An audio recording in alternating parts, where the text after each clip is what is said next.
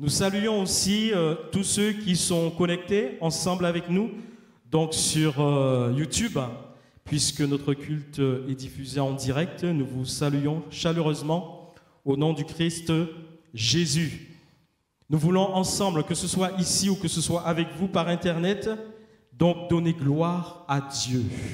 Quoi qu'il puisse arriver sur cette terre ou dans nos vies, Dieu demeure le même.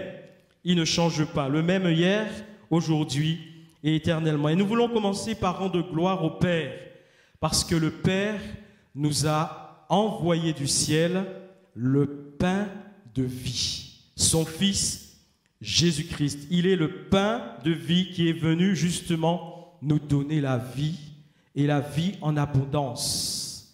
Et cela en attendant de pouvoir entrer dans la gloire céleste pour l'éternité. Alors nous allons commencer par rendre gloire au Père, notre Père qui est aux cieux, que ton nom soit sanctifié.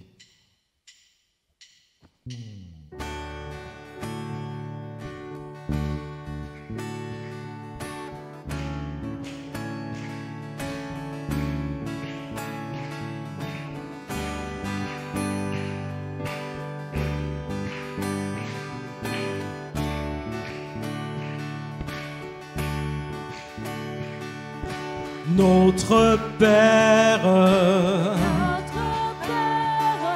qui est aux cieux, que ton nom soit sanctifié, que ton règne vienne. Que ta volonté soit faite sur la terre comme au ciel, comme au ciel.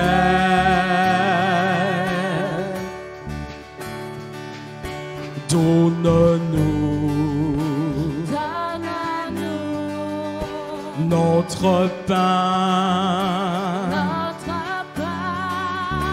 aujourd'hui et demain.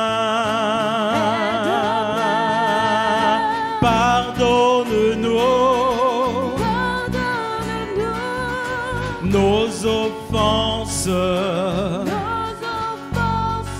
comme nous les pardonnons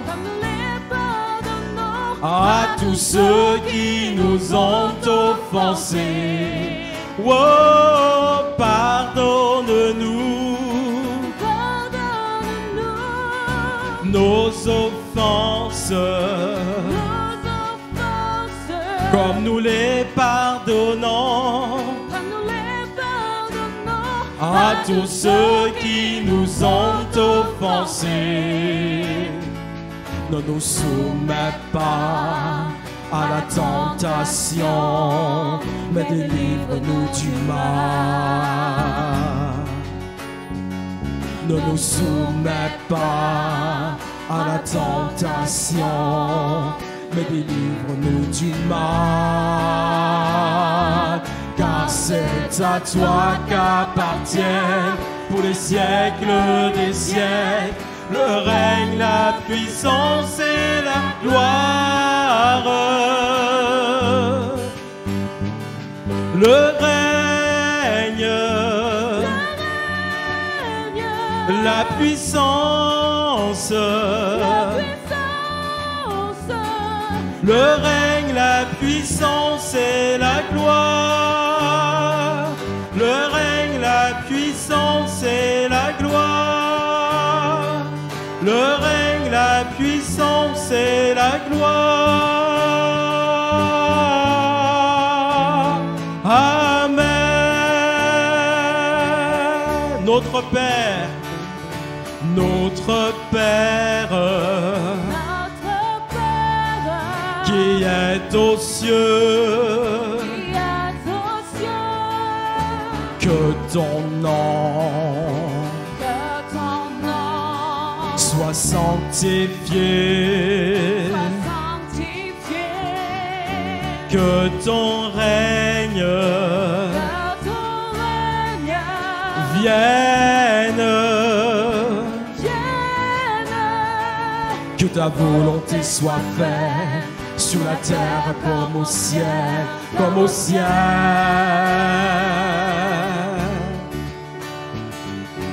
Donne-nous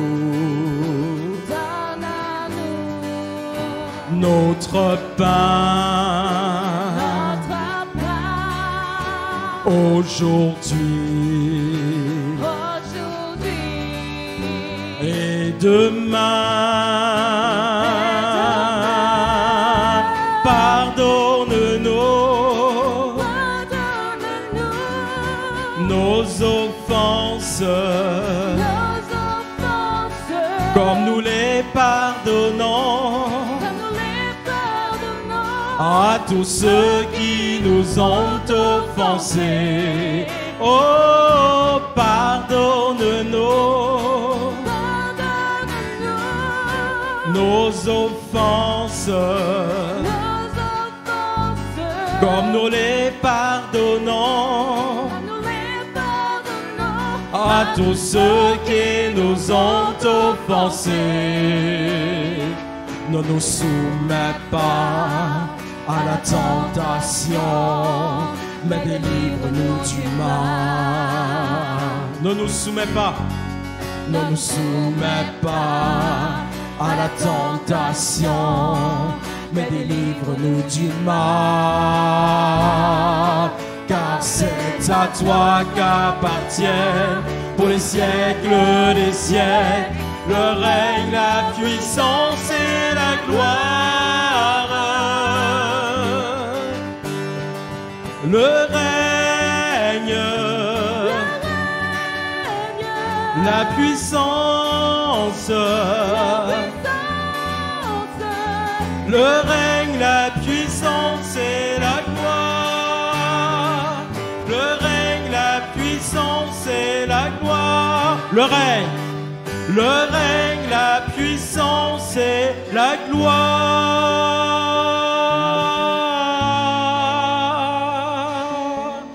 Amen. Tu n'as pas attendu que je vienne à toi, mais tu as revêtu notre humanité. Tu n'as pas attendu que je crie vers toi. C'est toi qui m'as appelé le premier. Reçois ma reconnaissance, Jésus. Ma reconnaissance pour la croix, ma reconnaissance, Jésus, pour ta venue, ton amour, ton salut.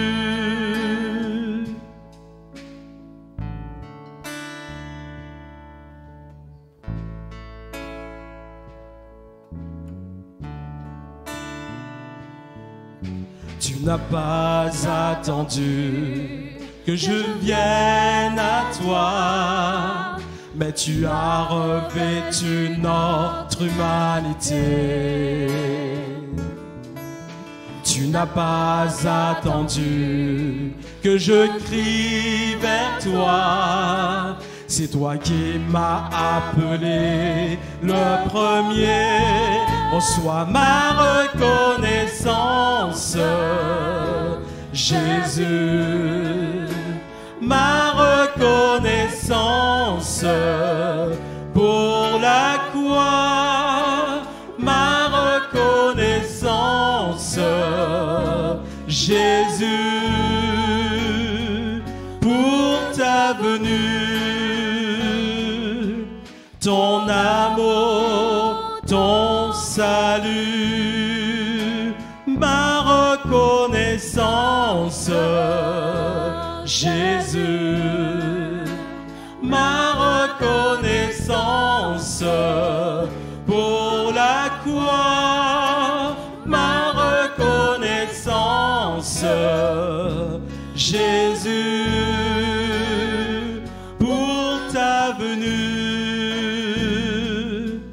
ton amour, ton salut, ton amour, ton salut. J'aimerais parler ce matin sur Jacob le trompeur, dans Genèse, chapitre 25 et verset 19. « Voici la postérité d'Isaac, fils d'Abraham. Abraham engendra Isaac. Isaac était âgé de 40 ans quand il prit pour femme Rebecca, fille de Bethuel, l'araméen de Padan-Aram, et sœur de Laban, l'araméen. Isaac implora l'Éternel pour sa femme, car elle était stérile, et l'Éternel l'exauça. Rebecca, sa femme, devint enceinte. Les enfants se heurtaient dans son sein, et elle dit, « S'il en est ainsi, pourquoi suis-je enceinte ?» Elle alla consulter l'Éternel, et l'Éternel lui dit, « 2 nations sont dans ton ventre, et 2 peuples se sépareront au sortir de tes entrailles.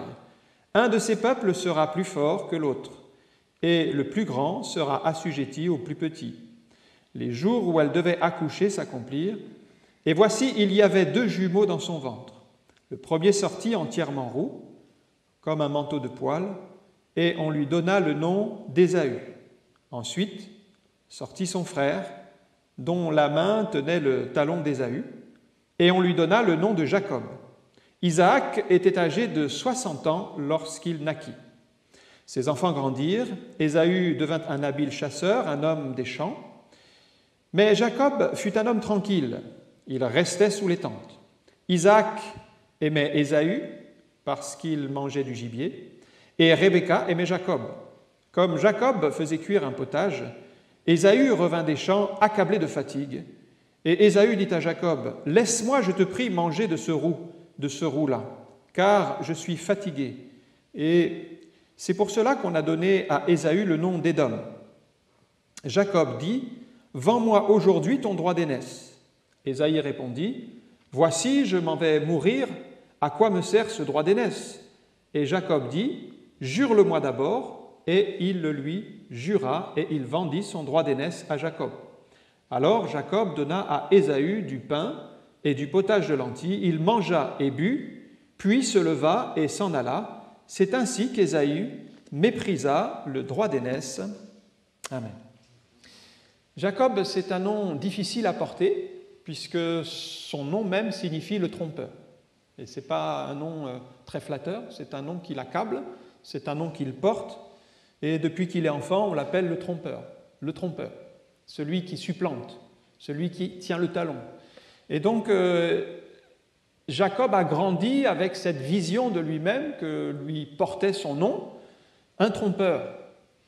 Et finalement, ça a été sa vie qu'il a portée parce qu'il a été bien souvent un trompeur. Cela me fait penser que nous aussi, nous portons un nom. Et dès notre naissance, la Bible dit que nous sommes pécheurs. Nous sommes tous des pécheurs. Notre premier nom, c'est pécheur. Nous sommes des pécheurs. Et nous vivons dans le péché. Et nous avons besoin de la grâce de Dieu pour être pardonnés de nos péchés. La Bible dit dans Romains chapitre 3, verset 23, cette grande vérité qui nous concerne tous, « Car tous ont péché et sont privés de la gloire de Dieu. Et ils sont gratuitement justifiés par sa grâce, par le moyen de la rédemption qui est en Jésus-Christ. » Tous ont péché, un petit peu comme Jacob qui avait cette faille, le trompeur, on pourrait dire le pécheur. Eh bien finalement, nous ne sommes pas meilleurs que Jacob, puisque nous sommes tous pécheurs. Et nous savons que Jacob a fait cette rencontre avec Dieu, qui l'a transformé, et Jacob est devenu Israël. Et c'est ainsi qu'il est devenu le père des 12 tribus d'Israël. Donc Dieu sauve encore aujourd'hui des pécheurs, que son nom soit béni. J'aimerais voir 3 points dans ce passage. Le premier, c'est le verset 21, qui nous parle tout d'abord de la stérilité dont Rebecca est victime. Donc le verset 21 dit ceci, « Isaac implora l'Éternel pour sa femme, car elle était stérile, et l'Éternel l'exauça, Rebecca, sa femme, devint enceinte. Connaissons l'histoire d'Isaac, comment il a été conduit au mariage, en fait, parce que tout a été conduit par Dieu, et c'est important, quand on veut se marier, de prier pour chercher la volonté de Dieu, afin de ne pas se décider sur un coup de tête, mais de prier pour être conduit vers la bonne personne. Et nous savons que Abraham a confié à Eliezer, son plus fidèle serviteur, cette requête d'aller chercher pour son fils une femme, mais surtout de prier pour être conduit pour trouver la bonne personne.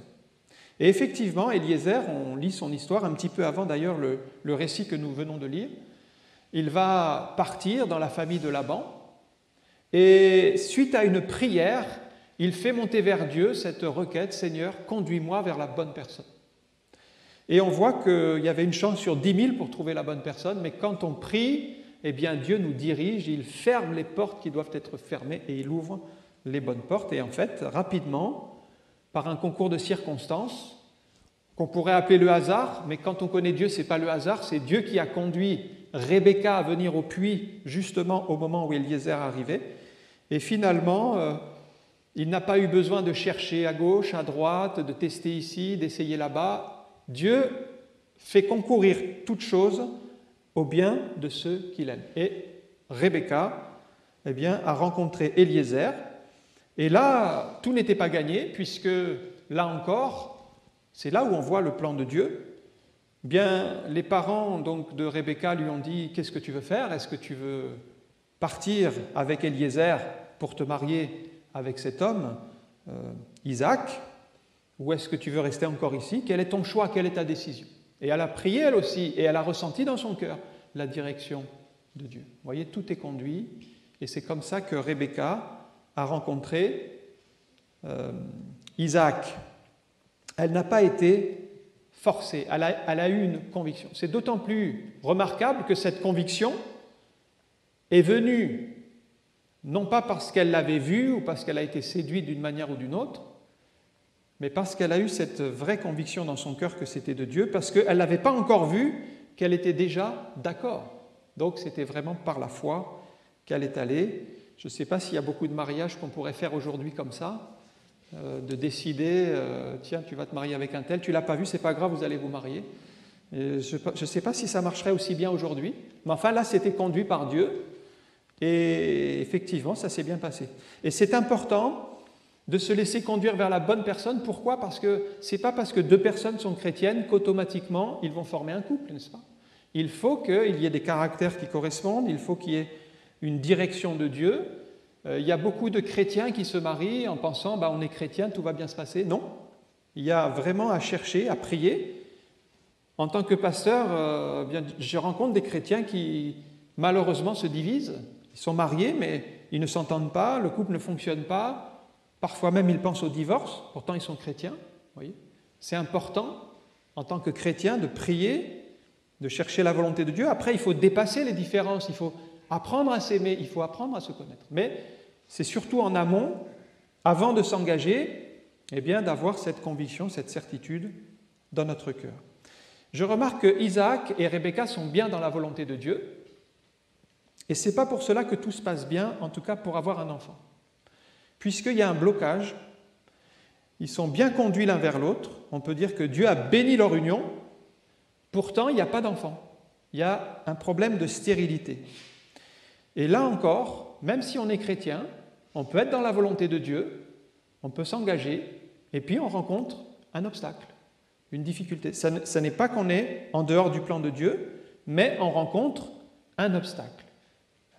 Ce n'est pas la première qui est stérile, on le voit un petit peu partout dans l'Écriture, que beaucoup de couples, en fait, de croyants, ont connu la stérilité. Vous avez l'histoire de Anne, qui était mariée à Elkana, qui pleurait dans le temple parce qu'elle ne pouvait pas avoir d'enfant. Et Dieu l'a exaucé, Samuel est né. Vous avez dans le Nouveau Testament Élisabeth, qui était mariée à Zacharie, un sacrificateur, elle ne pouvait pas avoir d'enfant. Pareil, il y a eu un miracle, et Jean-Baptiste, et nous le voyons constamment que même si deux croyants sont conduits l'un vers l'autre, ils s'aiment, ils veulent fonder une famille, Et pourtant, il y a des obstacles. Stérilité, ça peut être d'autres obstacles qui surgissent, mais cela ne montre pas qu'ils sont en dehors du plan de Dieu. Il faut prier, il faut s'attendre à Dieu. Donc Isaac et Rebecca étaient bien dans la volonté de Dieu, ils connaissaient la stérilité. Et remarquez que la propre mère d'Isaac, qui s'appelle Sarah, était elle-même stérile à la base. Et qu'Abraham avait reçu cette promesse qu'il aurait un enfant. Elle s'est même laissée décourager. C'est comme ça qu'il y a eu la naissance d'Ismaël par Agar. Mais en réalité, Sarah stérile a bien enfanté dans sa vieillesse, et c'est Isaac qui est venu. Donc, lui-même, en tant qu'enfant d'une mère qui était à la base stérile, il sait que Dieu peut faire ce miracle pour sa femme. Et c'est pourquoi il va prier, parce qu'il y a deux possibilités quand il voit que sa femme est stérile. Soit il dit, je l'accepte, c'est mon lot dans la vie, je sais que je mourrai sans enfant, je me suis marié, je suis dans la volonté de Dieu, mais finalement, Dieu n'a pas permis que j'aie des enfants, ma femme est stérile, donc je l'accepte. Et finalement, la descendance qui devait passer par Isaac se serait arrêtée ici. Mais il a eu cette audace de la foi, puisqu'on voit le texte dit qu'il a prié, imploré, verset 21, supplié l'Éternel de faire quelque chose dans sa situation de douleur. Eh bien, c'est aussi un exemple pour nous, c'est que si nous sommes face à un obstacle, nous avons toujours la possibilité de nous résigner, d'accepter, de dire, bien, c'est mon lot, ou alors d'implorer l'Éternel, et choisissons cette voie-là, de faire confiance à Dieu pour ouvrir la porte fermée. Personne ne pouvait plus rien faire pour Rebecca, d'ailleurs nous le voyons, les médecins, même avec leur science, ne pouvaient pas l'aider. Elle pouvait avoir de l'argent parce que Isaac avait des grands biens, il pouvait payer des tas de choses à sa femme, mais il ne pouvait pas faire le miracle, il ne pouvait que s'attendre à Dieu.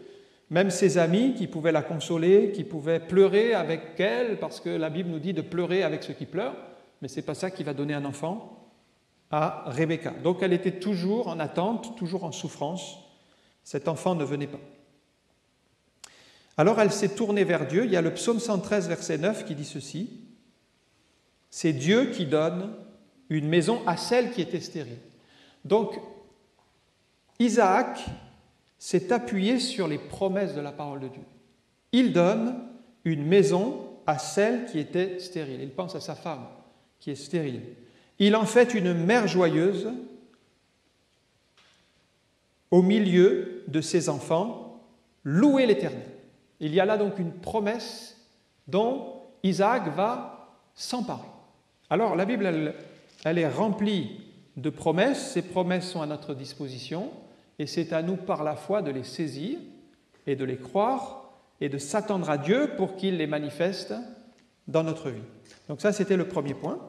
On voit que la volonté de Dieu, c'est bien qu'Isaac et Rebecca soient ensemble, et pourtant, ça n'empêche pas les obstacles et les difficultés de la vie, la stérilité, la maladie, tout ce que vous voulez, et ils vont se mettre à prier pour la grâce de Dieu.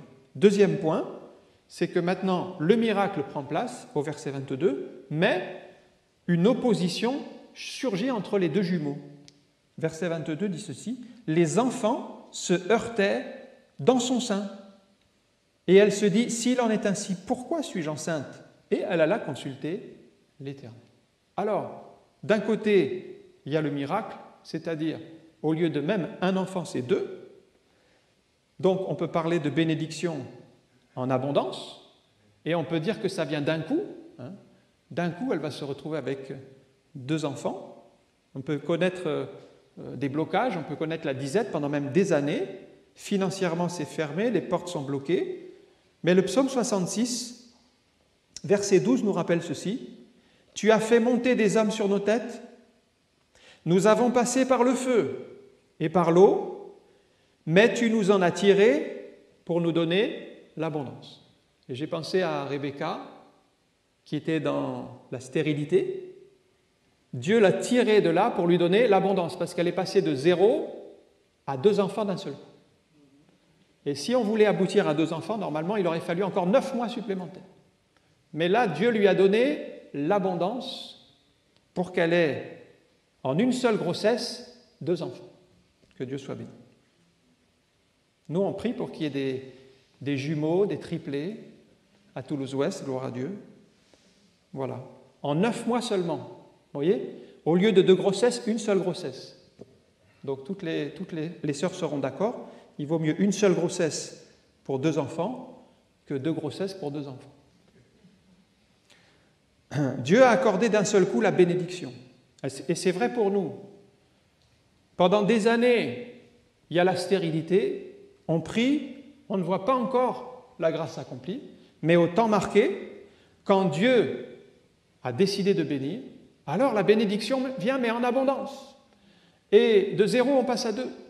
C'est-à-dire, c'est une croissance exponentielle, une croissance surnaturelle, une croissance extraordinaire que même Rebecca, elle rêvait d'un enfant, mais on lui a dit 2, c'était même au-delà de ses rêves. C'est ce verset qui dit que Dieu peut faire infiniment au-delà de tout ce que nous demandons ou pensons. Alors, le problème, c'est qu'elle est bénie, mais en même temps, il y a un combat dans son ventre entre les 2 jumeaux. C'est comme si les 2 jumeaux ne s'entendent pas. Ils se battent. Ils ne sont pas encore nés, qu'ils se battent déjà. C'est ce que le texte dit, ils se heurtent. Pourquoi? Parce qu'en fait, on va le découvrir, ces 2 jumeaux ont une destinée tout à fait différente. Il y a une prophétie d'ailleurs concernant Jacob qui est le plus petit. Le plus petit dominera sur le plus grand, Ésaü. C'est une prophétie qui s'accomplira. Et à partir de là, vous ne pouvez pas changer cette décision de Dieu. Dieu a choisi Jacob par rapport à Ésaü. Ésaü, ça va être l'aîné. Mais il sera dominé par le plus petit qui s'appelle Jacob. Et on voit que, si vous lisez la suite du récit, que Isaac va tout faire pour que ce soit l'aîné, Ésaü, qui est l'héritage. Il va tout faire. Il va lui demander d'aller chercher du gibier, de préparer tout pour avoir la bénédiction, et il va vouloir bénir l'aîné, même quitte à sortir de la volonté de Dieu, parce que tout était exprimé même avant la naissance, mais lui, dans son esprit, c'est l'aîné qui devait hériter la promesse. Il va tout faire. Mais quand Dieu a décidé que ça sera Jacob, ça sera Jacob. Et tout ce que le Père a fait, donc Isaac, pour essayer de changer le plan de Dieu, n'a pas pu aboutir. Pourquoi Dieu a-t-il choisi Jacob au détriment d'Ésaü? En fait, ils ne sont même pas encore nés, que déjà, la Bible dit, le plus grand sera assujetti au plus petit. C'est-à-dire, j'ai choisi Jacob au détriment d'Ésaü. C'est même dit, j'ai aimé Jacob et j'ai haï Ésaü dans un autre texte. Pourquoi? La Bible ne répond pas à toutes nos questions. Déjà, dans Deutéronome 29, 29,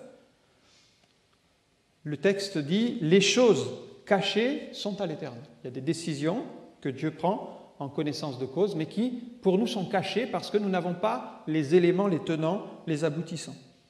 Les choses révélées sont à nous, ses enfants, à perpétuité, afin que nous mettions en pratique toute parole de cette loi. Donc, quand on est confronté à des questions, on n'a pas toujours la réponse. Mais ce qu'on sait, c'est que Dieu voit à l'avance les choses.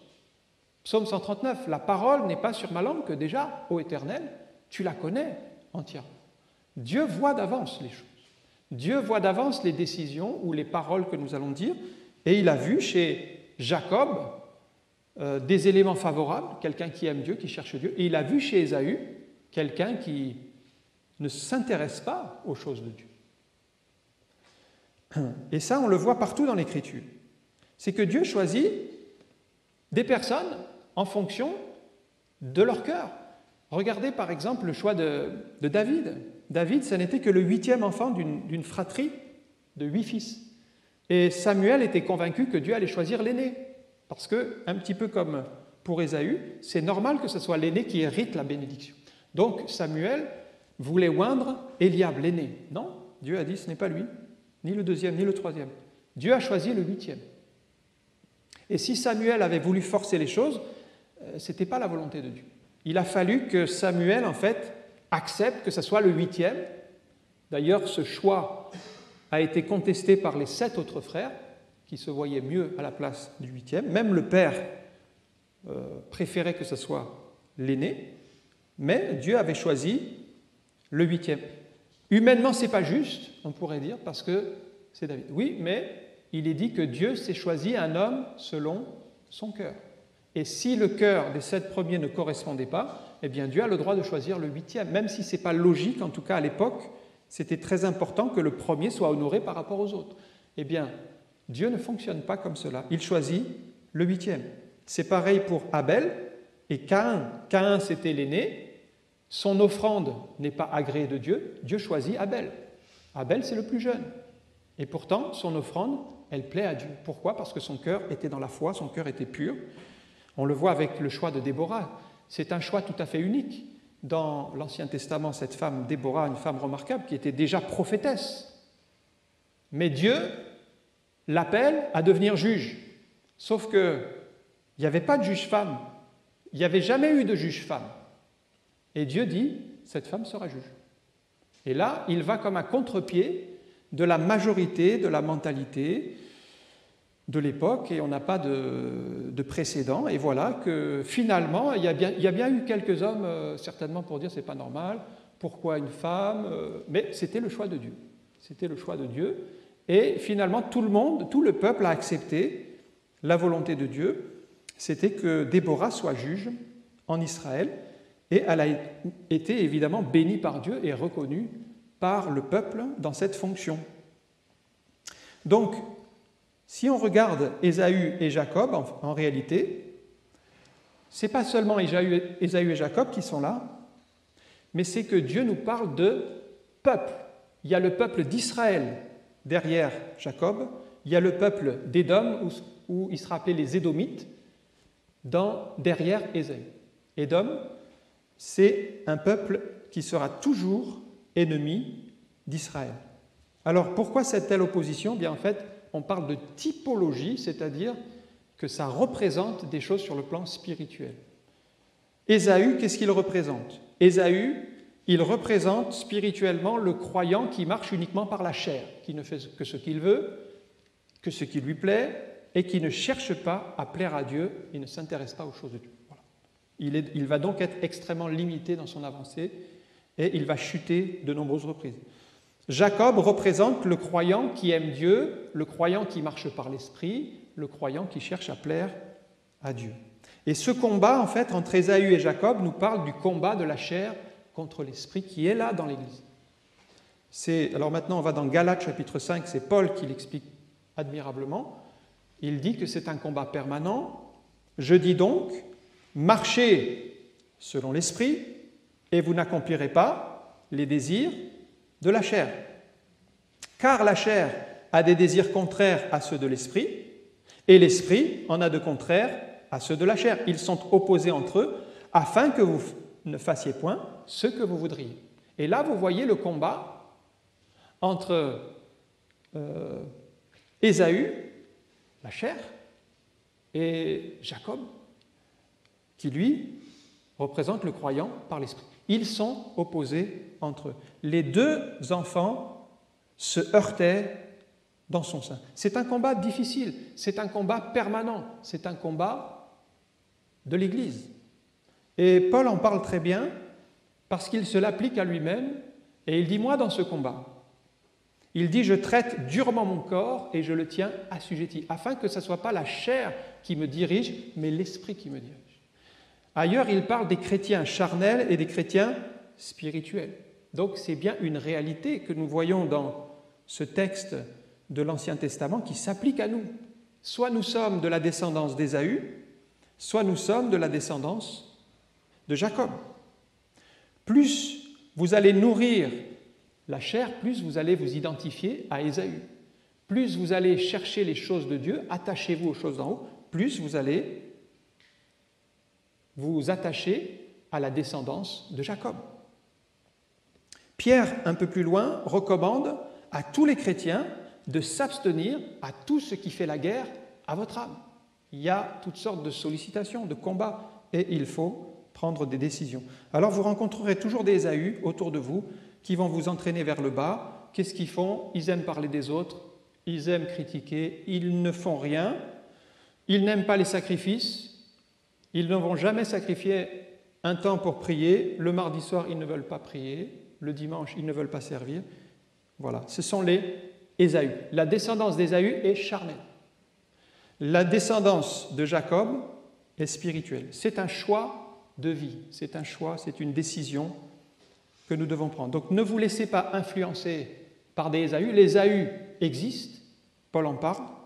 Nous devons prier et les interpeller pour qu'ils deviennent spirituels, mais tant qu'ils sont charnels, il ne faut pas qu'ils vous entraînent vers le bas. Et d'ailleurs, Paul le dit dans Galates 6, 8, « Attention, car celui qui sème pour sa chair moissonnera de la chair la corruption. » Il y aura des conséquences à cette vie charnelle. Mais celui qui sème pour l'esprit, donc on parle de Jacob, sa descendance, moissonnera de l'esprit la vie éternelle. Deux choix de vie, deux conséquences différentes, une vie d'abondance, une vie de plénitude ou une vie de désobéissance, de corruption, de péché qui nous éloigne de Dieu. Je termine avec un dernier élément, c'est le fameux droit d'aînesse que l'on trouve dans la dernière partie du récit.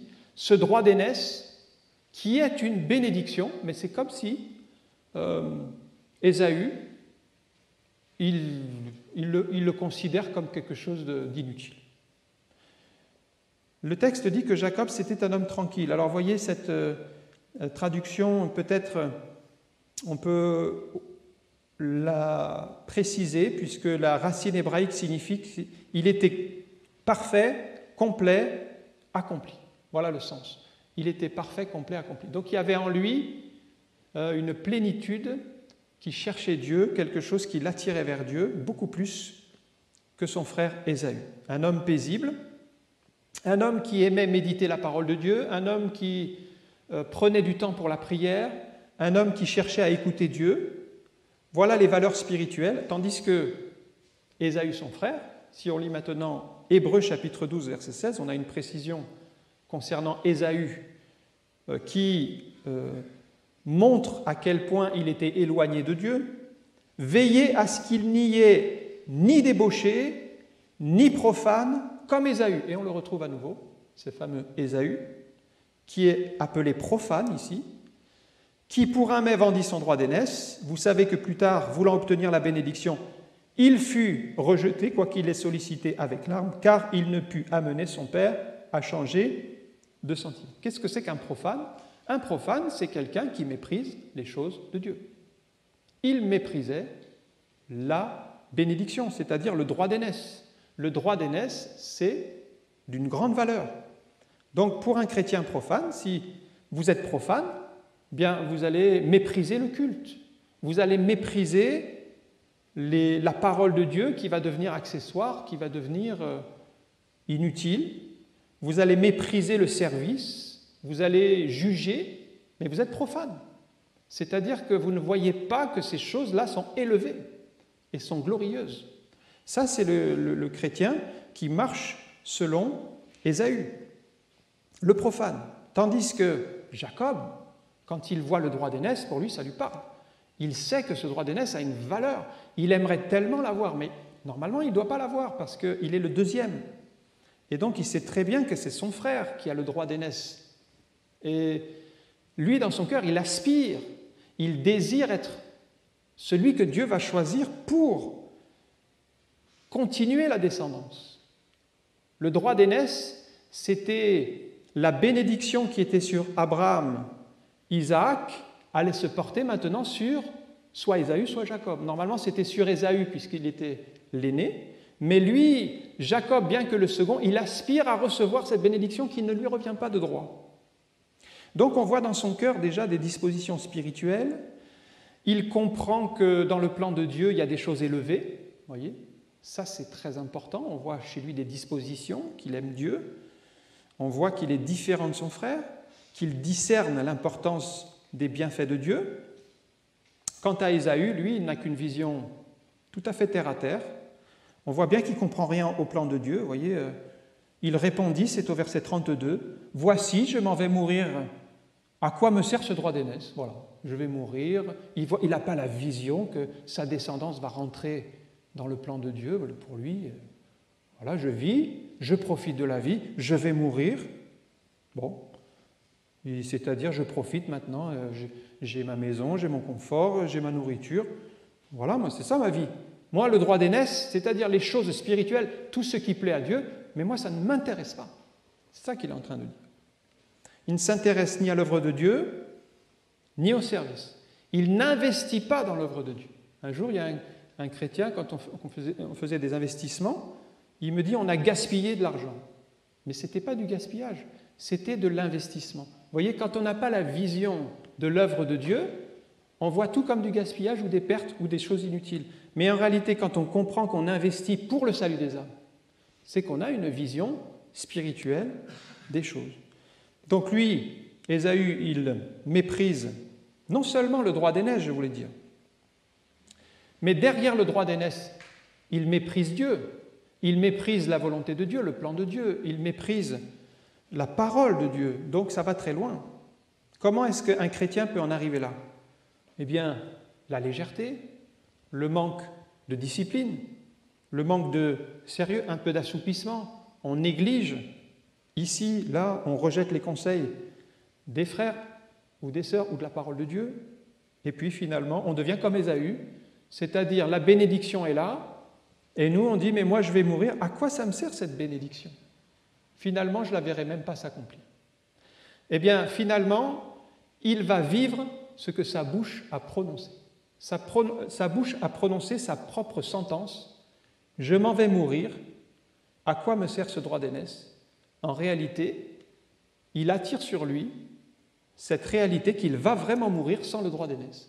Et il va le vendre pour un plat de lentilles à Jacob, qui lui, il faisait tout pour l'avoir. Et effectivement, Dieu a vu son cœur, alors que ce n'était pas normal, je le dis, c'était normalement Ésaü qui aurait dû le recevoir.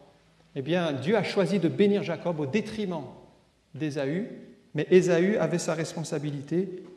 Il n'a rien fait pour mériter ce droit d'aînesse. Jacob a donc obtenu le droit d'aînesse.